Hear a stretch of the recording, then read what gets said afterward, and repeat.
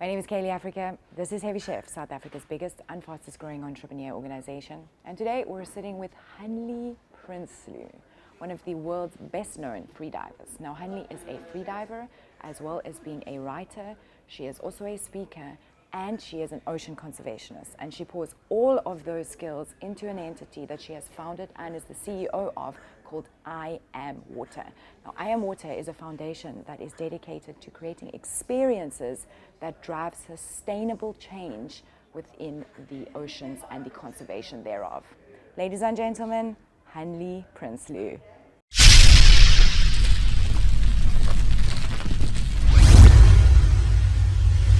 Thank you so much for being with us today. We're looking forward to hearing your talk on the Heavy Chef stage very soon. So Hanli, I'm going to take you back to where your freediving career actually started. I know you were born in Pretoria on a farm that is very far removed from the ocean.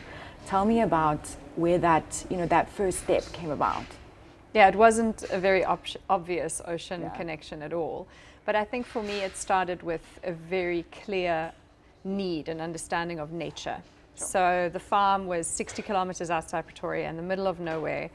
Our closest neighbors were animals. And so from very, very early on, nature became the driving force and most integral part of my life. And on top of that, my father was a horse whisperer.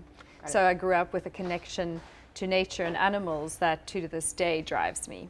And even though we were far from the ocean, we had a dam, we had a river, we had a pool, and my sister and I dreamt of being mermaids and swimming underwater. And so it started very early without really knowing what it would be like to have a life or a career in or close to the ocean, but a true understanding of wilderness and the human connection and need for wilderness.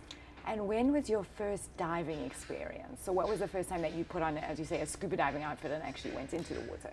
Yeah, so scuba diving I actually tried just after high school in Mozambique on a trip with my sister, and I hated it. I was like, it's so loud, it's so bulky, I can't move the way I want to. This isn't anything like my childhood mermaid dreams.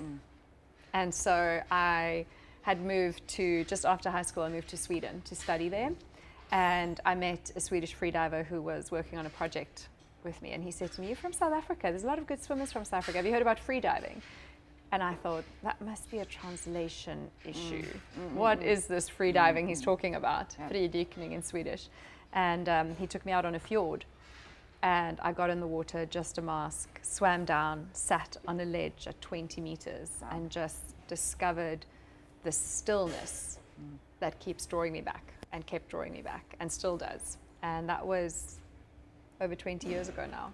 And let's talk about the physical attributes that you need to be able to actually do that. I mean, you came from a background in swimming, so you were naturally quite fit, or is it something that you worked on your whole life to get to that point? I think having a background in swimming is a good foundation for freediving because of the body's knowledge of water, but more than anything, it's a mindset. Freediving is one of those really special sports where it's 80% mental and 20% physical, and you can peak the 20% through fitness, through lung stretching, through all those things, and then you have to master the 80%, which is mental. And so I have always done a lot of yoga. I started getting very deeply into the yoga and breath work, and actually went and trained and lived in India for a while, and that really opened the freediving for me more and more, because freediving is also a sport of humility. So it's all these things that I think a lot of sports push against, where it's kind of like you psych yourself up, you get the adrenaline, and then you get a little bit of ego, and then you go for it, and then you win. Freediving is the complete opposite. You slow everything down, you have to keep your ego in very, very clear check or you'll kill yourself. You have to remain humble, you have to be very, very aware of your own limitations. Yeah. And then you go for it. Sure. And so I think the mental connection and the mental training for freediving is what always brought me back to it. I think to do a sport for 20 years that's a pure physical expression wouldn't actually have, because I'm quite a cerebral person, I don't think it would have actually attracted me in the same way. I never thought I would become like an elite athlete in anything. Because even though I enjoyed swimming, I was always a bit more like, drawn to reading or drawn to writing, or not the actual, I'm not the typical athlete. Sure. And is freedom a core concept to your being? Is it something that you believe you not strive for, but is it something that, the word that, like, when I say the word freedom, what does that mean to you? I think it's an interesting one because I think for me the word freedom is fraught with a lot of complications. Sure. I think freedom is a fallacy. I don't think any of us are truly free. Sure.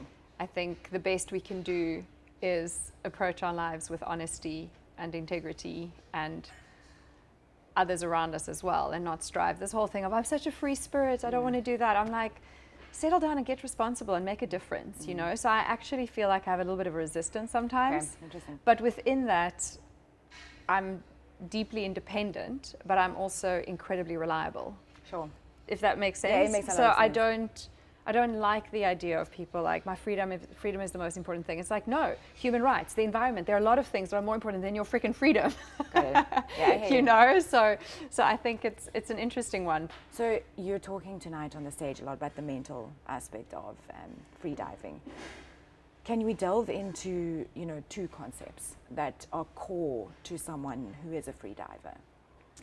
Yeah, I'm going to share a story with some slides, so you're welcome to access that for the full story. But the summary of it is that we have to be very careful with how seriously we take our own thoughts and which stories we pick to believe as true. So that's something that's become very important to me in my daily life, but that I learned in the most radical way. Got it. On a very deep free dive. Got it. So it's picking your own story. And then another one for me is really understanding risk. I think we have such a skewed perception of risk today. The things that scare us really shouldn't be the things that are scaring us. And the things that are truly terrifying right now, we don't seem to be afraid of. Sure. So we really have to relook at what we think is risky.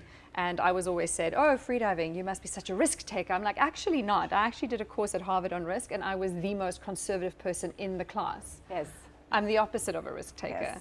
But I know I work with knowledge and information and humility, and then I know where my boundaries are, and I stay within that. And within that, you can do a lot. Whereas I think people either think they are invincible, Got it. or they think that they are victims.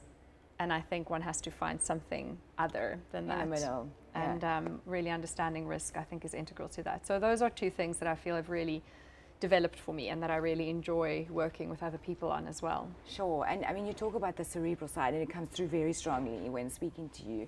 How do you keep that side afloat now in your career? I'm very, very excited about forging this path and continuing to forge a path where I can use my background and understanding of the ocean to really work in an advocacy role.